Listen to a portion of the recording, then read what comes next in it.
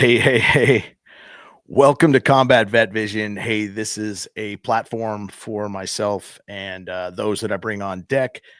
Uh, I'm Aaron Siebert, retired Navy chief, lucky to be alive after being hit with a mortar round. This is really for education of the public. For our sponsors, supporters, volunteers, our combat veterans, our veterans to come on deck to tell their stories and do a whole bunch of stuff. I'm going to get into a lot of really cool and interesting things today. And I'm going to talk, Brian Colburn's on deck. He is the producer of the show. He's sitchradio.com. He is the reason why I do podcasting at all. I am his probably last live shot of opportunities of, doing live podcasting, because live podcasting is kind of a dying thing because everybody can just pop on anytime they want and become live.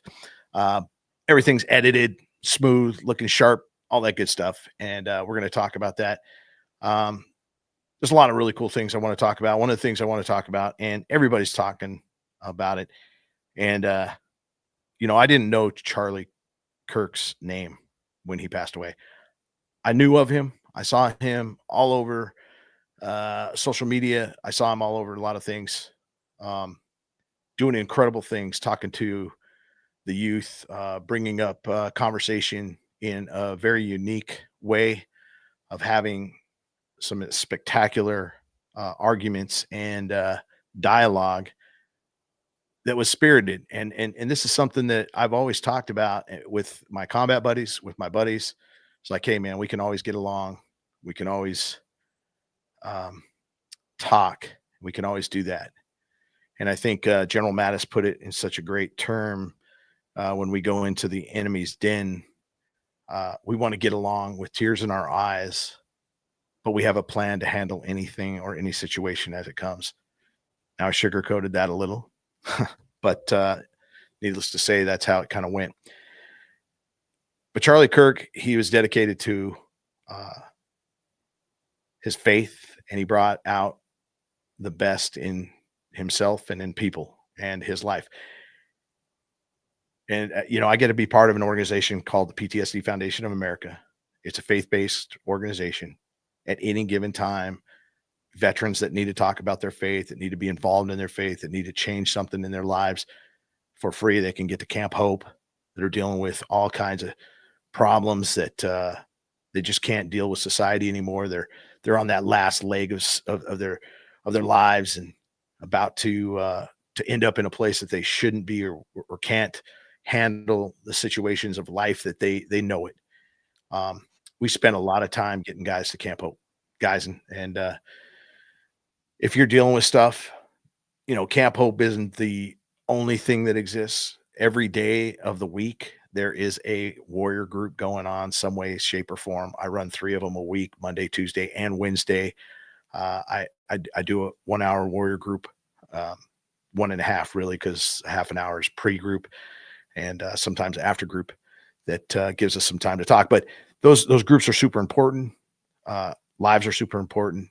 I think it's super important for us to talk. It's super important for us to have faith and talk about things that are super important, that just to keep us alive and moving forward in positive directions. So that's where I wanted to just talk about that. There's a lot of things I want to talk about, and we'll get into that. We'll get into a lot of different things, but I'm lucky to have this podcast. I'm lucky to have Brian Colburn on deck, and we'll hash out a lot of really cool things. And I'm really sorry for our loss of Charlie Kirk, phenomenal human being. And I hope that we carry on his legacy as human beings in the best possible ways in our futures. So until next time, that's all I got about that. And we'll get into it with Brian Colburn. And Brian Colburn on deck, Sitch Radio, podcaster extraordinary, just awesome guy. He's the reason why I'm doing what I'm doing. Brian, hey, thanks a lot for being on deck. Thanks a lot for doing this. I mean, he's on deck anyway, all the time, behind the scenes, doing all this. So, hey, Brian, thanks for being on deck today. Yeah, it's weird to be on screen. Yeah, you spend so much time behind it, and but your voice is always around. I do my best. I do my best. Yeah, you've came a long way, man. Let's start from the top. What you're doing right now. Feed Drops, dude. Feed Drops is something super, super cool. I listen to it all the time. It's always checking out. It gives you some ideas on some really cool podcasts that are out there. You're always rating them, giving them some pointers from how the mic sounds to how they're, mixing their stuff to some really incredible stuff. Talk about Feed Drops a little bit. Yeah, Feed Drops was actually a brainchild of a guy named Linz Florin. Him and I started it together. He ran Growth Network podcasts out of Los Angeles. I ran Sitch Radio here in Orange County. And we came together to collaborate and just bring to light some good podcasts. And the thought back then was, I listen to an episode, he listens to an episode, we come together and talk about them. Things happened in his life to where he's no longer producing the show. I took it over and revamped it. And I have a 10 subject scoring matrix where I listen to an episode and I rank it across these 10 categories. And the school of thought is threefold. Number one, it's a discovery podcast. People might find a new show that they've never heard of and decide to give it a try.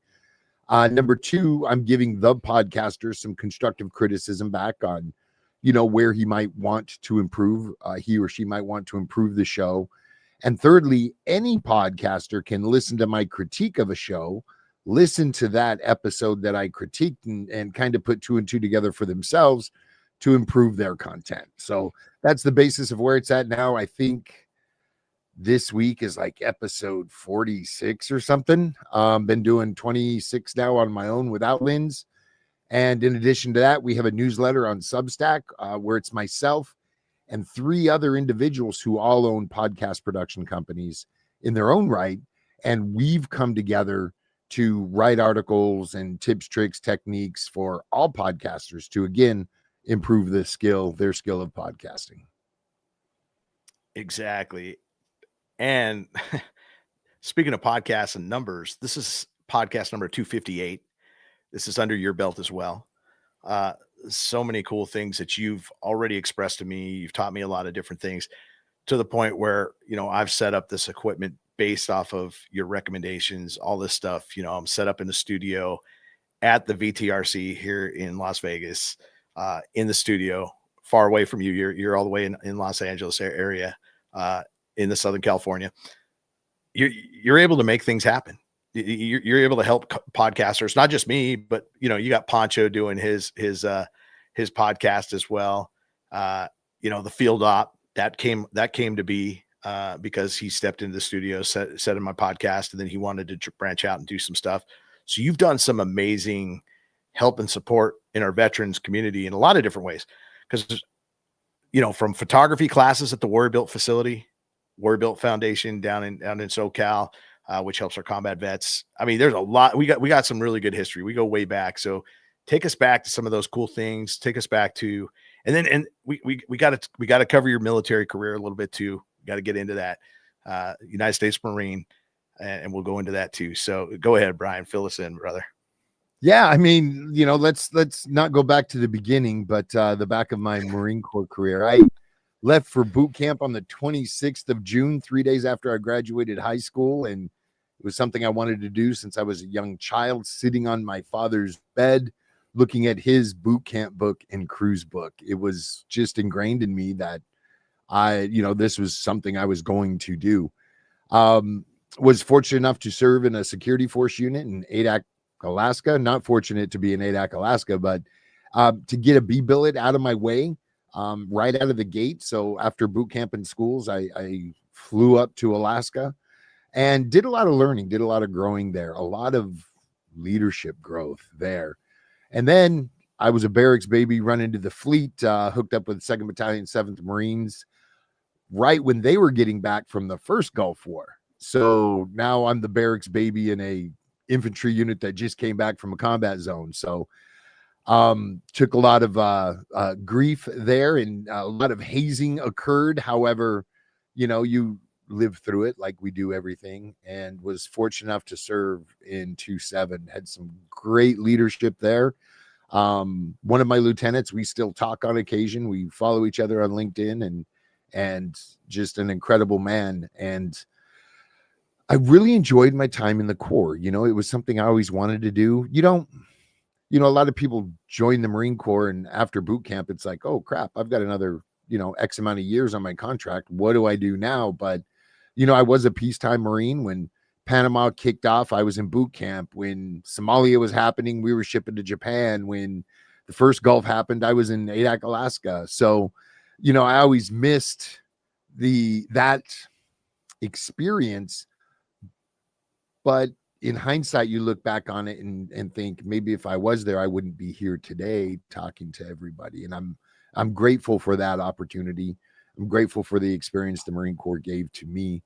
When I got out of the Corps, I kind of bounced around a little bit, but in 2008, I fell in love with podcasting. In 2015, we launched our first serious show, produced it for 4.5 years and exited it. We actually sold it to a consulting company, which was an awesome experience to create a podcast, number one. Number two, grow it to the point there was value there.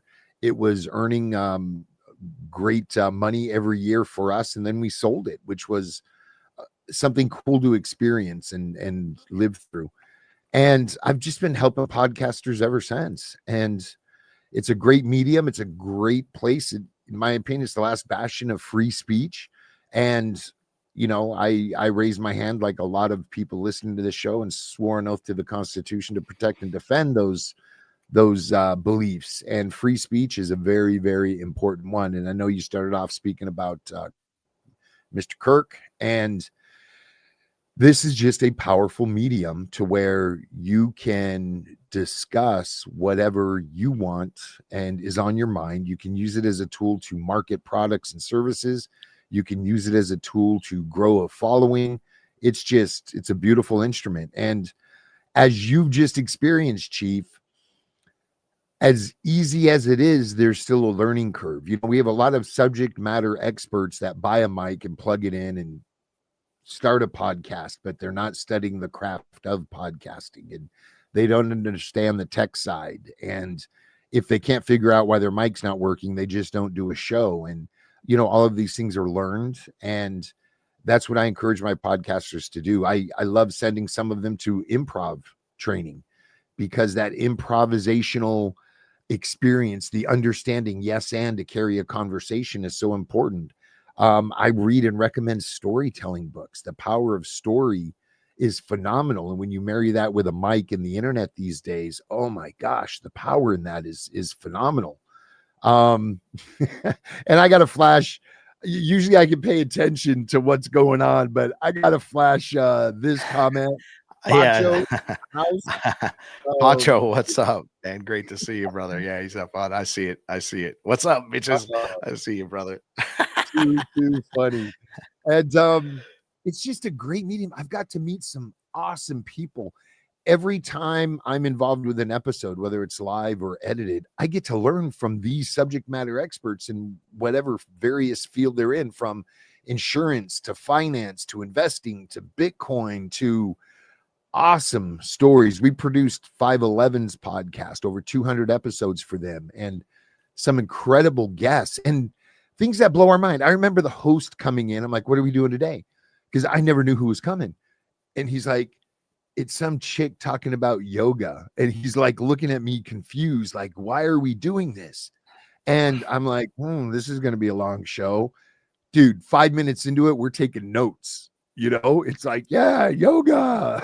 We drink the Kool-Aid, but you don't get to experience that. And the fact that anyone can pick up a mobile device and download a free podcast player and consume and learn about anything they want is just phenomenal, man. It's a great day to be alive with the technological advances we have. Yeah, it definitely is. I mean, I'm surprised that I was able to kind of hook this up, and I know, it took me a little while. I went back and forth with you. I had things plugged in wrong. I had to get a splitter, do a couple things, but this equipment is pretty phenomenal, and it doesn't cost nearly what it used to, right? Because a lot of prices have come down. It's easy to kind of hook things into a computer and just make things kind of functional in a way that's kind of professional and really kind of amazing. And so I kind of feel like it's a totally different learning curve for me, is just being the guy that would just flip on my phone. I could do my podcast, and I still can and will end up doing my podcast from wherever, whenever I need to. But with this equipment, obviously the sound becomes very a lot more just richer and cleaner. The picture is a lot more richer and cleaner.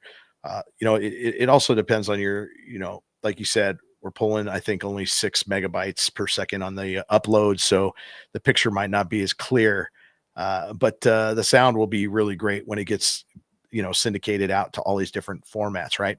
So when you get into those technical things, you're giving me all this information so that I can give a good product to the listeners. Right. And I don't always necessarily consider the listeners in a sense of this kind of thoughts.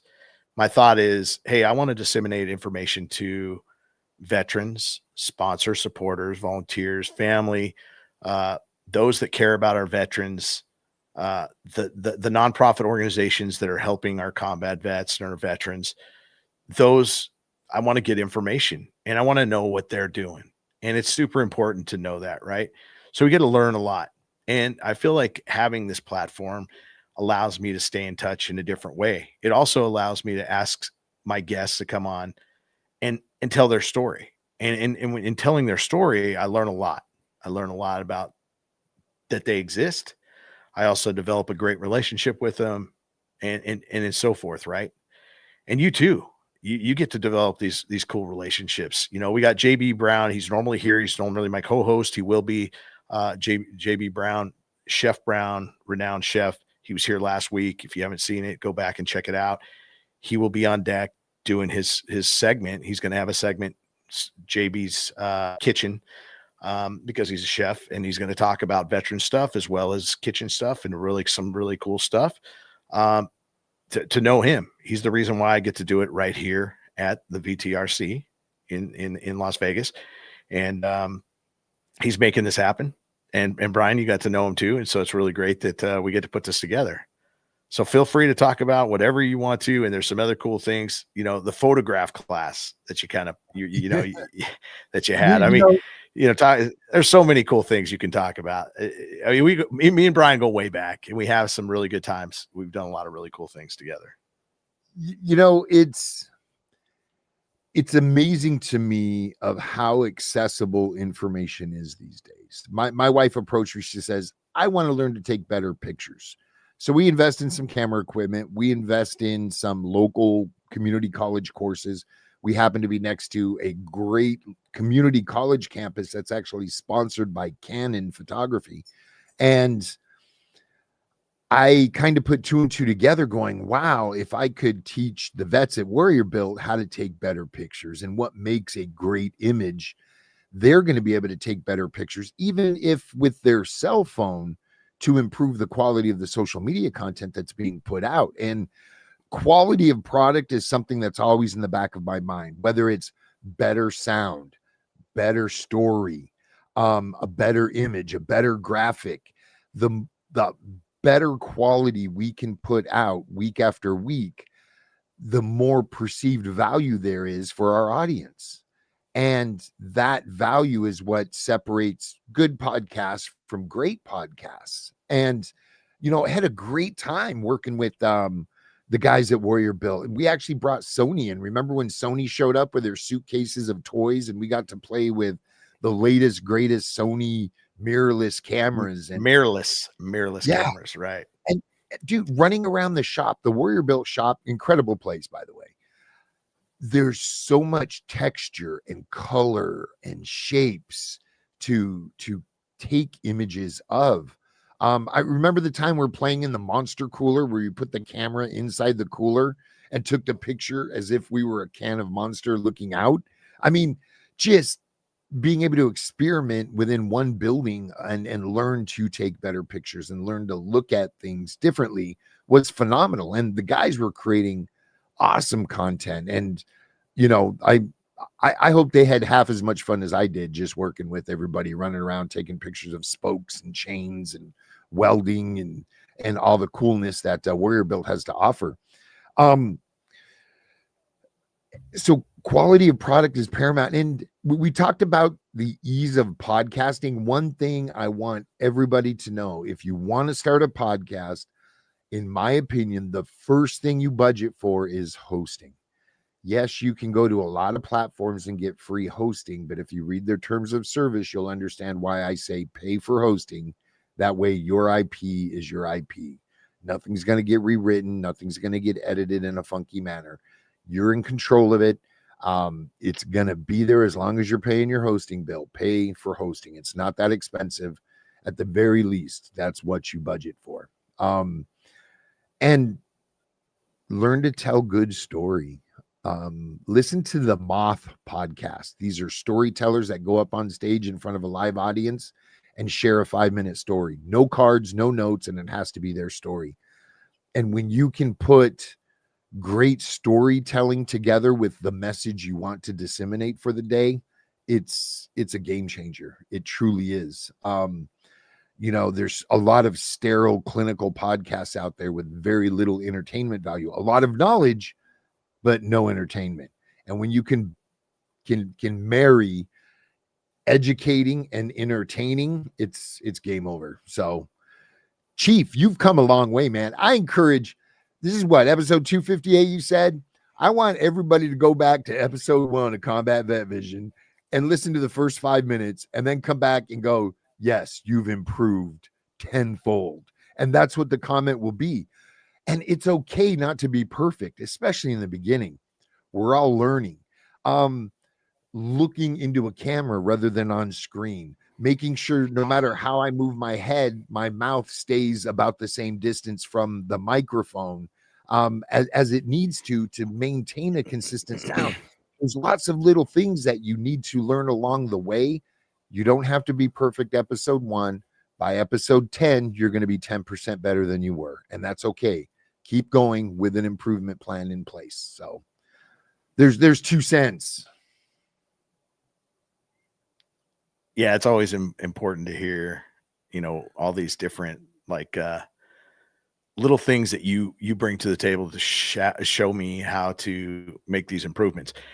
And I felt like they're simple improvements. And as you talked about, that podcasting has come a long way, technology's come a long way.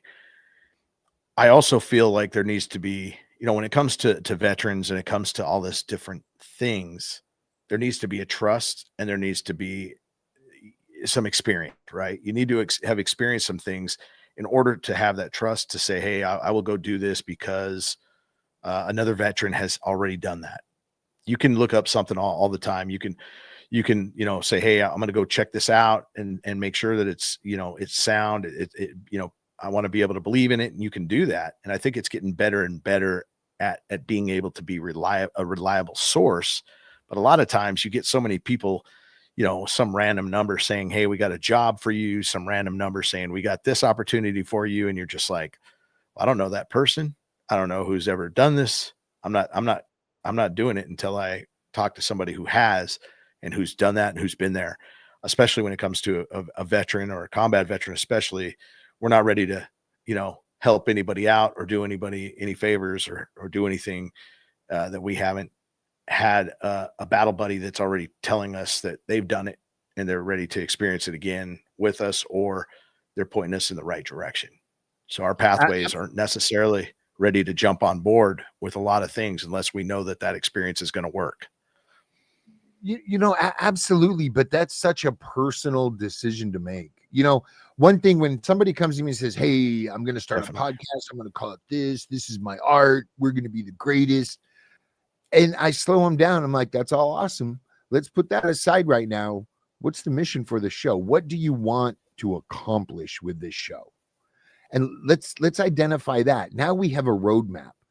Now let's identify some KPIs. How are we going to measure success or failure? Let's put those in place and develop how we're going to measure and take those measurements to see if what we're doing is helping us to accomplish our goals or not. And when you do that, it's easy to make decisions. Is this right or wrong for my show at this time? And what might be wrong now might be right in 2 weeks, 2 months, 2 years, but it's important to know where you're going. it's so easy to just plug a mic in again and start a show and just we're going to talk about whatever. Well, not everybody can be Joe Rogan. And I'm not saying they can't be, but what they forget is he traveled the road for years, sleeping in his car, doing stand up at little crappy bars across the country, growing an audience. He reffed the UFC for free for years, growing an audience. He was a TV host. So of course, when he drops a podcast, it's the greatest thing. And he's got tons of followers. But he worked hard for years to grow that audience. And starting a podcast is daunting. It's going to be your grandma and your best friend listening for the first few weeks. And that's okay because you're perfecting your craft as you do it. But eventually, I launched a show 2 weeks ago and we've got, like 1,600 downloads already. And that's awesome. Most shows don't perform that well in the beginning. But there's strategies and plans to achieve your goals. And that's where working with someone like me, I can help with that roadmap and we can help make sure we're making the right decisions at the right time for the show. And whether we produce the show with you or not, we can consult on it. I had the awesome opportunity to speak to the production team that develops the show for West Point. And it's always good to get a second set of eyes on your show that's been around podcasting for as long as I have. This is a full-time gig. This is what I do for a living for 10 years. I know how not to do a lot of things and I can save you that heartache. Exactly. And I think that's something super important. And I live for the aha moments. And I know, we talked about this a little bit right before the show. And, one of the things that I saw this week that reminded me of how humble that we need to be is it, I saw some story about don't be buying into your own hype, meaning, like Brian said, you could have the best artwork and you can have all this excitement about your podcast, but if you don't have that grounding of where you want to take it, and you need to live within the reality of it is, if you have 4 listeners, you got 4 listeners, man. Next week, if you have 5, that's your hype. And that's the reality of your hype. It ain't, some crazy, I'm going to have 1 million hyped up listeners by, the end of the month kind of thing. You just take it as it comes and really, I'm not trying to get that. I'm trying to just to make sure that, that the information's out there. The PTSD Foundation's words out there, Warrior Built Foundation, all these organizations, the Veteran Transition Resource Center right here, Recon Chief Incorporated, all these different organizations that I associate with or that have really made a difference in some aspect. You sponsor supporters and volunteers that are giving and doing some incredible things. Talking about that, Brian, we go back to one of the coolest things that you were part of, Voodoo Tactical, man. The one of the biggest, greatest sponsors for Warrior Built in gear wise, and making sure that we had, some really cool gear. Matter of fact, the guys went out and did some shooting this last week. They've done some things. Voodoo Tactical still sponsors us in some aspects. And that's what Brian was doing. Brian was like the salesperson rep for Voodoo Tactical, doing some cool stuff and made that happen. So you talk about some incredible things. There's a lot of really cool connections that are made that overall help the organizations that I'm associated with beyond what we got going on with this podcast, beyond what you've helped me with just this, the photography, the equipment. I mean, there's a lot of really incredible relationships that have been made and support that go beyond just you and me. And at the root of it, it's networking, right? If Todd DeVoe never would have introduced me to you, that's it. And I remember the place, restaurant, I don't know the name of it, where I first met you. We sat down over beer and talked about adventure. It's like that networking and that ability to record somebody's name and number and maybe follow them on a social platform, but to stay in touch and let them know you're thinking about them every once in a while. The core of networking, I would have never thought when I met you back then, Chief, that it would have led to the relationship we have now with, again, Voodoo Tactical and Warrior Built and everything that you do and all the people you've introduced me to just by bringing them on your show and working with the VA to play their PSAs on this show and Pacho's show, who's listening. He's in the comments here on Facebook. You never know where things are going to lead.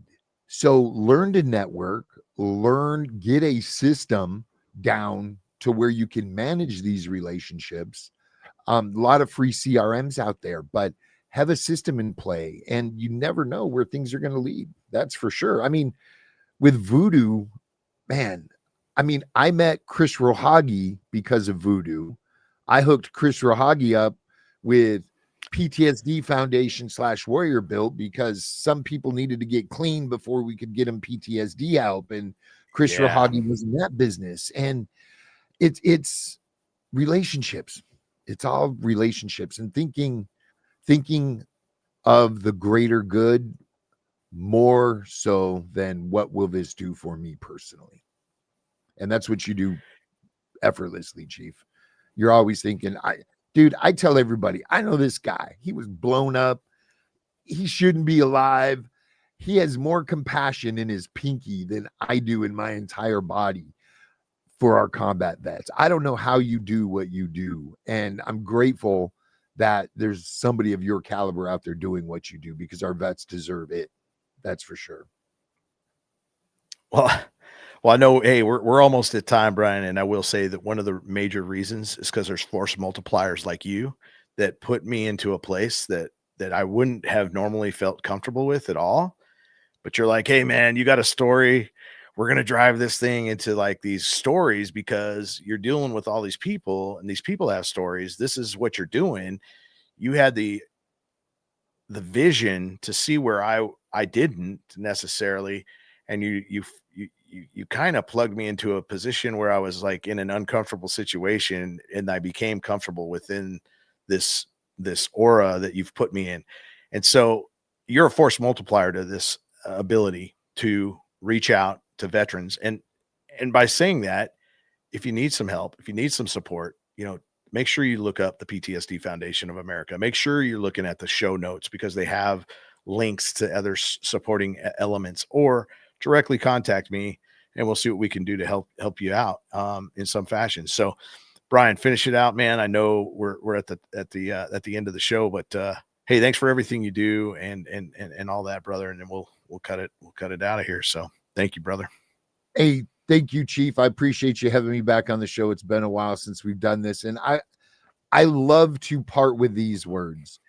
If you are consuming a piece of content a creator is making and putting it out there for the world to see, whether it be a YouTube video, a podcast on whatever of the 30 plus podcast players there are out there, and you took something away from it, even if it was just, I escaped the world for 30 minutes, leave them a review, click that rate, hit as many stars as you think they deserve, and leave a review. A few kind words go so far. Some constructive criticism is always welcome, but it does so much to motivate that creator to continue creating, whether it's this show or any show you're watching. Leave that rate and review. Let that creator know you're listening to them. I appreciate your time, Chief. I'm going to pop off here and let you finish the show out. Love you, brother. Thanks, brother. It's good to have you. Hey, that's how this goes. The show, I really hope that it gives our listeners something that they can use. They can kind of, fumble and bumble around inside their hearts and souls, and it makes a difference in their lives one way or the other. Whatever you're doing out there, whatever pathway you're on, please try to make it a better one every single time, every single day. Go out there and make somebody's day a little bit better, however that might look. And until next time, strength and honor out. The only way, and we need nothing more. The only forever, that's for sure.